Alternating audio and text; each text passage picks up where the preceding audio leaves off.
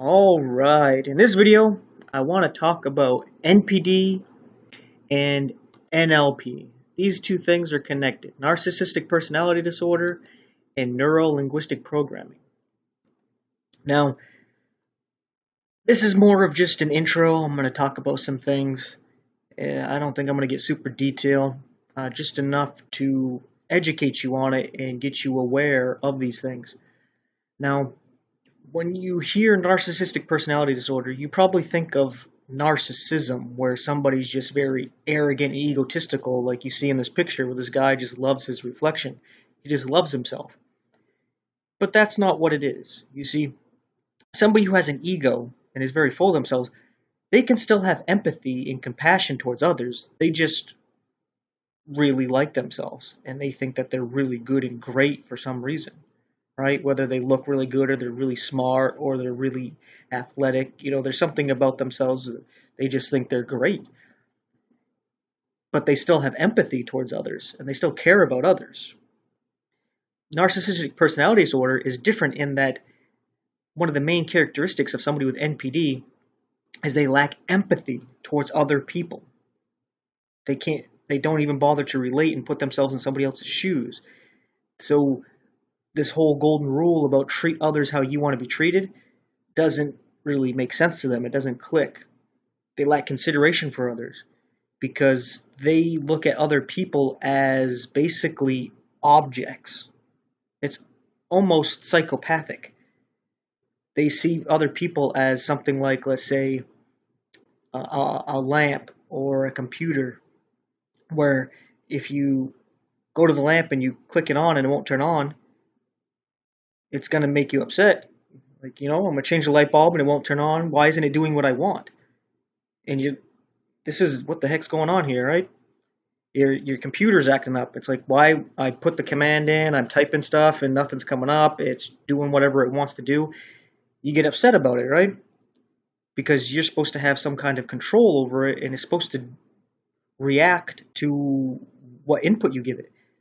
But people, you don't get that with people because people don't have to obey you, right? They're not under your thumb. You don't control them. But a narcissist, they don't see it that way. If they want you to do something, you don't do it, they take offense to it. They ask you something and you say no, they take offense to it. Because they're like, how are you doing this? How are you not obeying me? Because they lack empathy. They lack consideration for others. And the reason this is because of how they grow up. Usually how somebody with NPD develops is because they grow up with a bipolar treatment, where usually it comes from something simple like neglect. Because let's say something simple where it's not intentional, where the parents both work, so they don't get to spend a lot of time with their child. And when they do get to spend time, they're really tired and you don't give all full effort and everything into their child. So the child starts to feel like they're worthless. Because with an infant, if you don't actually love and care for that child, like the hugs and the snuggles and all that stuff, they won't develop right.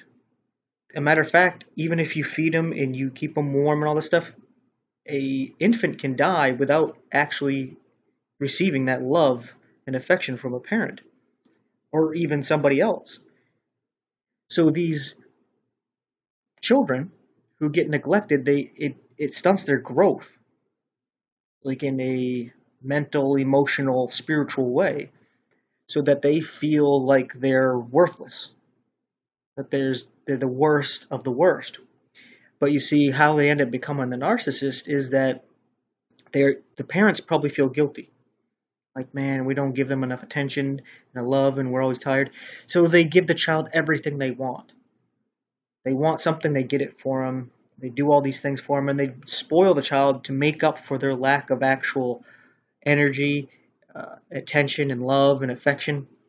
They just give them something materialistic, right, to make up for it. So it gives the child the impression that even though they're worth nothing, they deserve everything they want. So when they don't get what they want, it frustrates them, it confuses them, and They don't like it. This is the basic narcissistic foundation here. Now, narcissists have different levels of intelligence, just like your average people. Some of them are very crude and obvious that they have NPD, and their manipulations stand out. Others are smarter, and they better understand what they are and how to control themselves, and they're better at manipulating other people. But they all basically have the same mannerisms and tactics of manipulation, and that's something you gotta watch out for, because these people, not only is the main characteristic a lack of empathy and consideration for others, but it's also the inability to even be on an equal playing field with others, because they see themselves as above everybody else. So if they're equal to you, it drives them nuts. They're like, no, I have to be above you.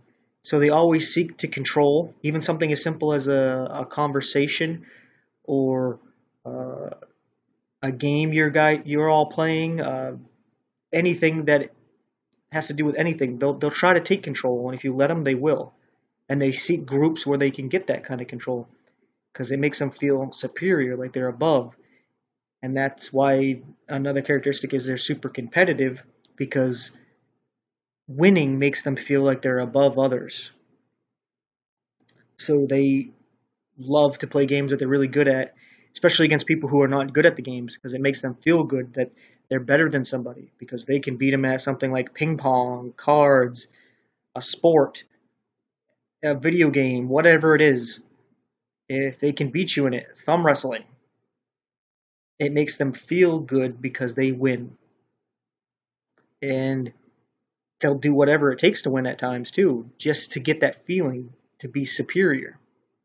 Because they definitely can't stand being below you. So if they lose, they might be able to mask it, but they hate it. They can't stand it. If they lose, they're going to throw a fit.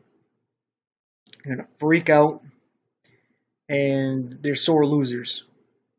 They might be able to hide it a bit, but they can't stand losing, because it's telling themselves that they're below this other person because they lost. And they hate it. They have to win. It's the only thing that makes them feel good. And they can't have a draw either, because that means that they're equal. They don't like that. They gotta win. Win, win, win. Whatever it is. That's why these people will seek positions of authority, whether it's a team captain on the sports, whether it's getting the promotion and becoming a supervisor or a boss of some kind, whether it's in becoming a pastor, a priest, or a politician. They seek a position where they get everybody's attention and they get to control everything. And they like to compartmentalize.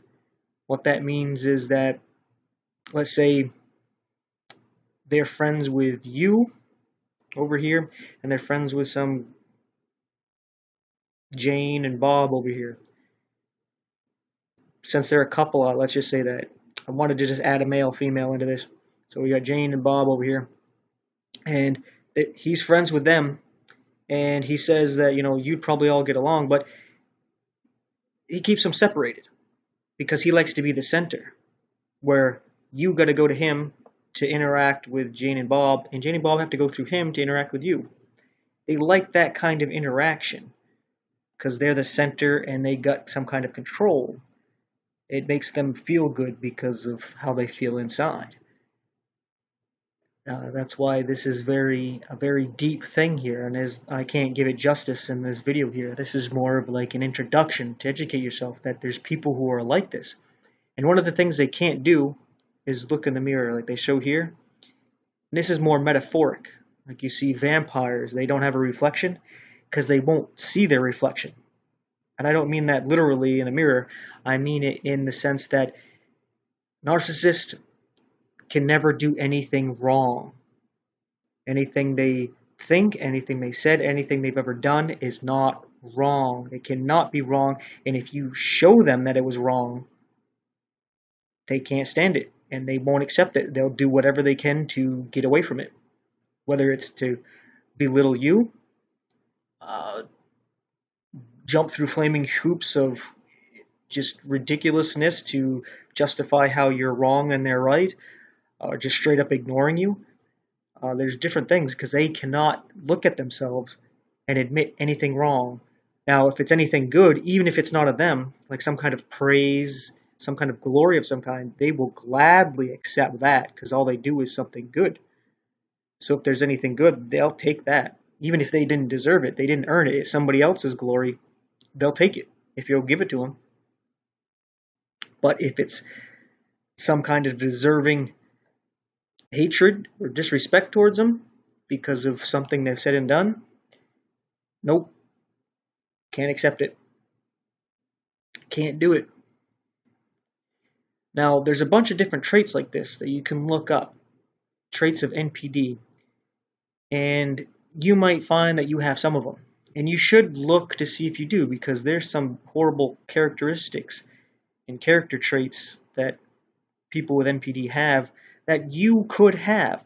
But if you're willing to look at them and to judge yourself to see if you have them and work on those character flaws, then chances are you do not have NPD, because you're willing to admit that you can have it, that you might be doing these things, and you want to look into them and you want to correct your behavior.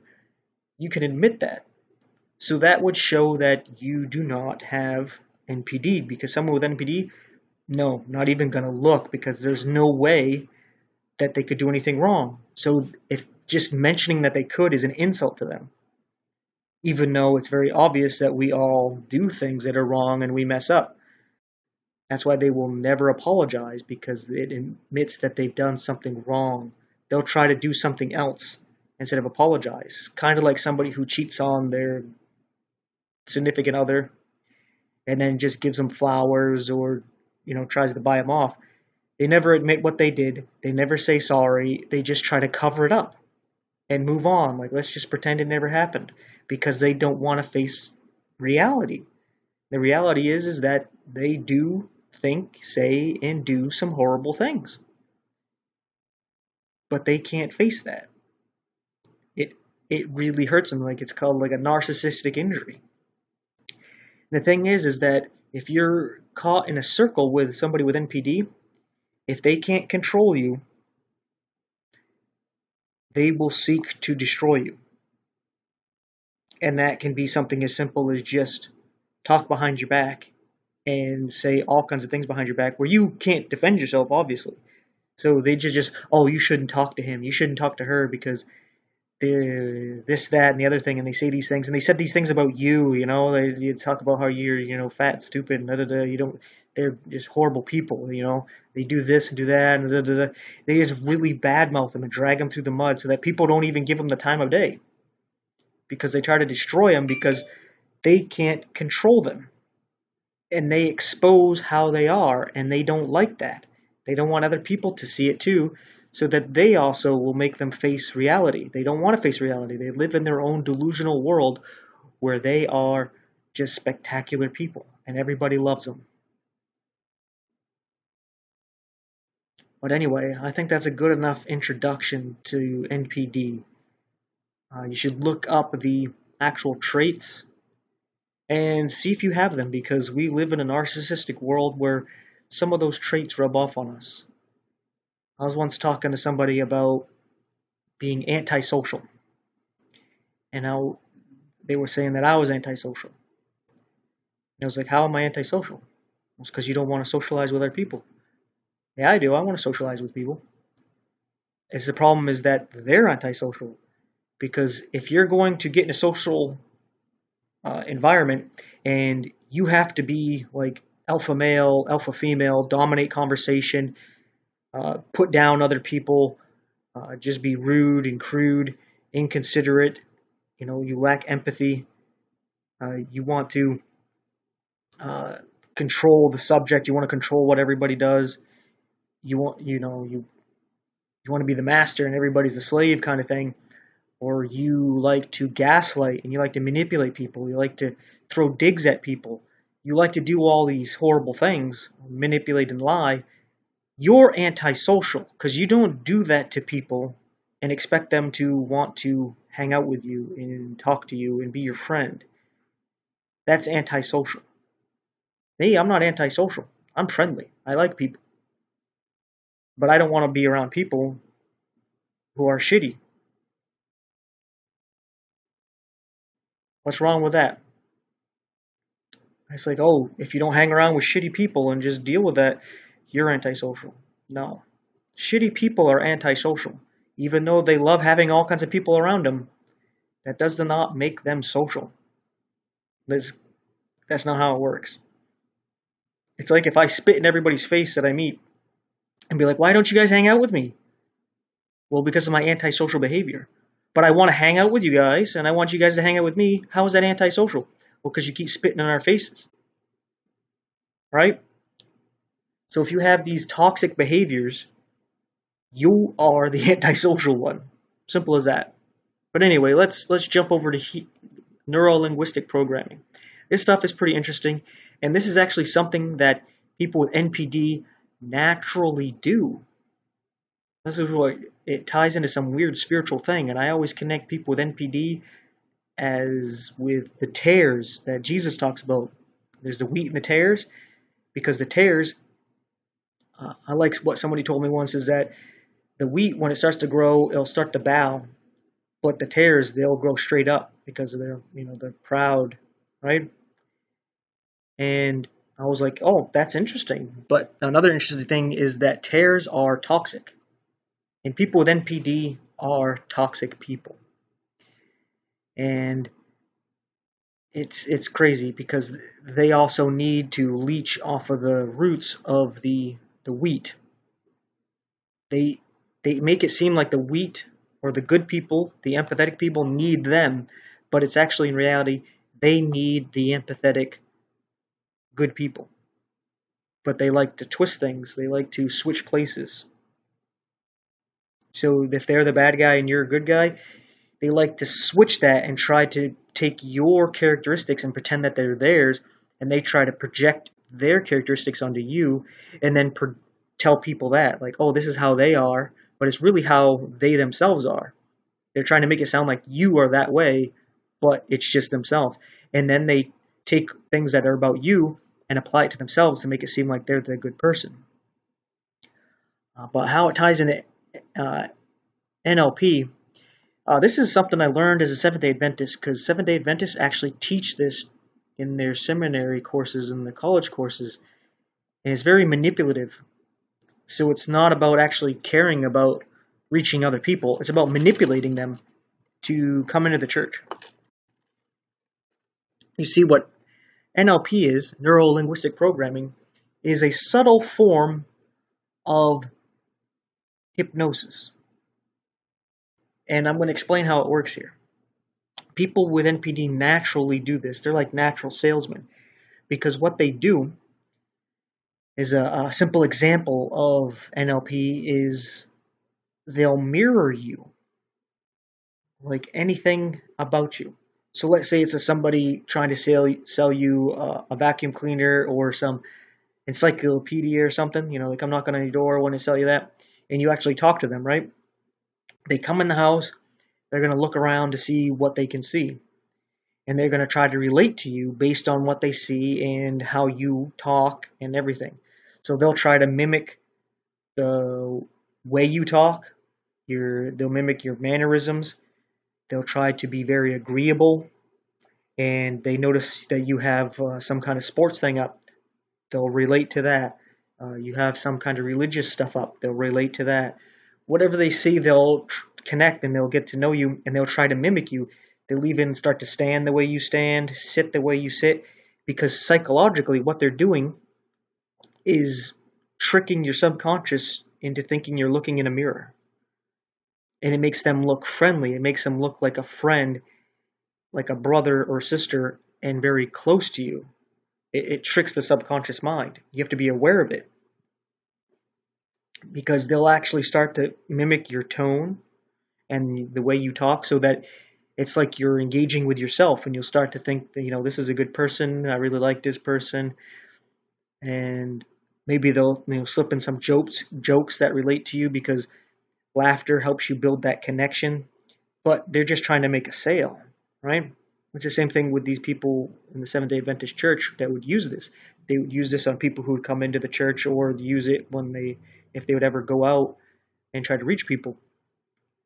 And the way they describe it is that if you want to try to bring in a wild Mustang, what you need to do is you need to go out on your horse, and you need to match the pace of that wild Mustang you're trying to catch. And that's the mimicking thing. You're trying to act just like that wild animal. You're trying to act just like that individual that you're trying to sell something to, that you're trying to bring into the church. Whatever it is, you're trying to manipulate them. So you match them. You mirror them. Just like you do that Mustang. You'd match their pace. You run with them. And then you take your lasso, you throw it around the neck, and you bring that Mustang in close. Right? And doing that symbolizes making a connection. We're friends. Look how close we are. We're so much alike. We're like brothers, sisters, best friends that, it's like we've known each other all our lives. But it's just a trick to make a sale, to bring you into the church. Because once they make the sale, they don't give a shit about you. Once you're into the church, they don't give a shit about you. It's just manipulation. So they bring you in close, and it's like, yeah, we're buddy. Yeah, we're so great. Oh, this is great, having such a good friend. Then they start to control the pace. So they start to control the conversation to go where they want it to go. Right? They control what's going on. Since you're up close, they'll slip in things, whether they want to slip in some religious ideology, like, doesn't this sound right? Doesn't that sound right? Doesn't this sound wrong and that sound wrong? Hey, wouldn't it be good to have this item? Maybe, it's kind of worth it to buy this because, I got it, and it's just been so great to have, and da-da-da, I use it all the time, da-da-da-da-da-da-da. They're slipping in these things because now they're your friend, right? You feel a little closer, and your guard's a little more down, and they start controlling things. They're able to start subtly putting things in, like a serpent, a little snake, which is weird that a church is using these kind of techniques. And they'll slow you down, right? And once they slow you down, they bring you into the corral. And this example, it's like bringing you into the Seventh-day Adventist Church. Once they got you in there, then they break you. They break your will and give you their will, like you would do to a wild Mustang. You break them in. And then it's like, oh, we're not friends anymore. I was just bringing you into the church. Now I'm going to go find another one to bring into the church. There's not any real friendship. It was fake. It's a manipulation. And that's an example of how NLP works. It's the simplest form, and it's just breaking it down to its simplest form so that, laymen and children that hear this can understand it. It's just a trick. Pretending to be just like you to be able to manipulate you and put new ideas into your mind. Because if somebody just comes to you as they are, being themselves, and you don't really know them, and they try to give you some of these ideas, you're gonna think about them. Your guard's up, and you're gonna question them, and you're gonna go through it. But if they make it sound like it's coming from you, that's the whole mirroring thing. They're trying to be you and trick you subconsciously into thinking you're talking to yourself. Now, it doesn't work with everybody, but it seems to be very effective with salesmen because they use the same tactic. People with NPD seem to naturally do this to get victims under their thumb so that they can manipulate them and control the conversation and have somebody there to just listen to them all the time and hear all their problems and just be like, I guess what some people call like an emotional tampon, and use them to always agree with them and get them to do everything they want to do. These people with this disorder naturally use this. They naturally be like, oh, we're so much alike. It's like we're the same person. right? So you need to watch out, because this is something that's real. It's creepy, and it's being used all the time. And a lot of times it's used on mass scale. Like a politician would use like NLP. An example would be they go to one area, like let's say the South, let's say like an Alabama, Georgia region, and they would maybe talk about some Bible Belt stuff, some Christian stuff, and side with that kind of mentality and use some of the terminology they would use down in that area. But then they go up to the Northwest, to Oregon and Seattle and Portland, where it's more leftist, and they start talking in a way that they talk and using their kind of phrases and agreeing with their lifestyle and their way of living and all this stuff. It's just to win them over and get their votes, because they're basically like salesmen as well.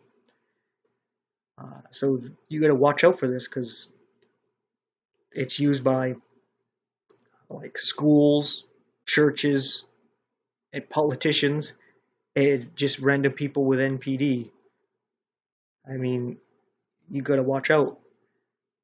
Just because somebody's just like you doesn't mean they're not being manipulative.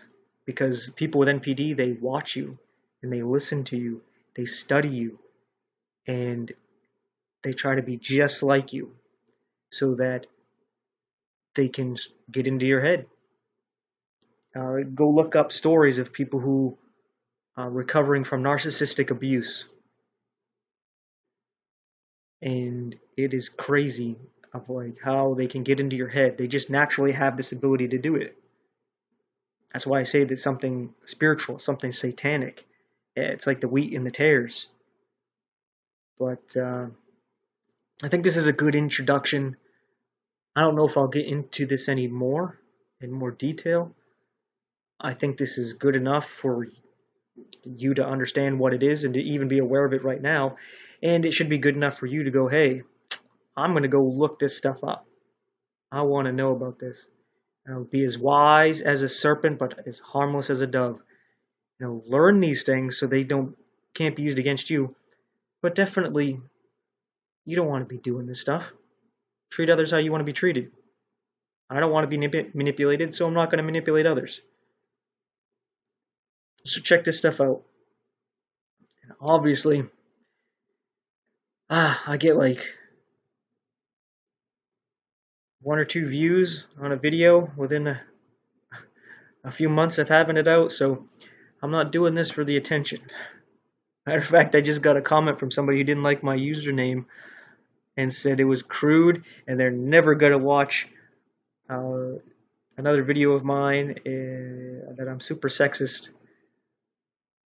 So, not really something that has to do with this, but it was on my mind. I thought it was funny that the person wanted to take the time to let me know they didn't like my username and were never going to talk to me again or watch my videos.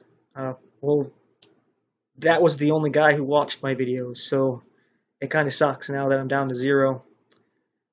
I don't know what I'm going to do now. I'm just talking to nobody here now. But anyway, that's fun. This is fun. Look this stuff up. Study it. Learn it. Be wise as a serpent, as harmless as a dove. Thanks for watching and take care.